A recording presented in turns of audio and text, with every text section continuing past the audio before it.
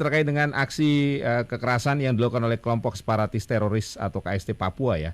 Ini kan tidak hanya terjadi terhadap masyarakat sipil, tapi juga mereka melakukan aksi penyerangan bahkan pembunuhan terhadap personil Tentara Nasional Indonesia yang bertugas di Provinsi Papua. Mengapa mereka masih tetap melakukan aksinya padahal mereka sudah ditetapkan sebagai kelompok teroris? Apakah mereka memang tidak mengindahkan ketentuan hukum ataupun peraturan hukum yang ada di Indonesia atau di negeri ini? Gitu. Ya, jadi kembali pada pertanyaan tadi, kenapa masih terulang gitu ya?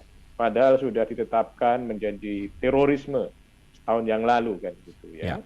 Yang semula OPM, kemudian KKB, kemudian KST. Yang jadi permasalahan kan setelah penetapan ya atau setelah adanya kebijakan bahwa itu sebagai terorisme, itu apakah memang ada perubahan pola penanganannya atau tidak itu loh. Ya.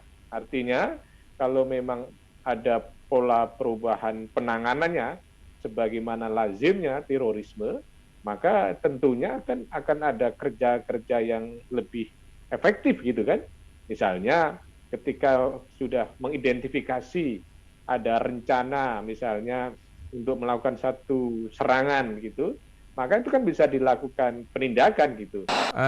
Kita tidak hanya bisa melihat dalam konteks ini menjadi persoalan dalam negeri, persoalan domestik ya, karena juga mendapat sorotan di dunia internasional. Apalagi ada sejumlah NGO atau kelompok-kelompok tertentu di mancanegara yang memang secara nyata dan secara jelas mereka memberikan dukungan kepada kelompok separatis di Papua ini. Nah, menurut Mas Suparji, bagaimana upaya hukum agar KST ini tidak menjadi permainan politik ya, atau menjadi kaki tangan dari tokoh-tokoh NGO atau tokoh-tokoh di luar negeri sana yang mereka bersembunyi, sementara mereka mempunyai kepentingan atau bahkan memancing persoalan di dalam negeri khususnya di Papua ini. Ya, menurut saya memang ini salah satu hal yang harus disikapi gitu ya.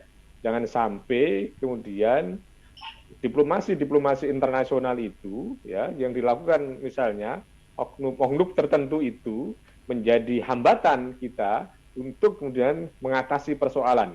Maka menurut saya perlu dilakukan sebuah langkah-langkah yang tegas juga, langkah-langkah yang terukur untuk melakukan diplomasi internasional agar gerakan politik luar negeri itu ya tidak kemudian menjadi penghambat kita.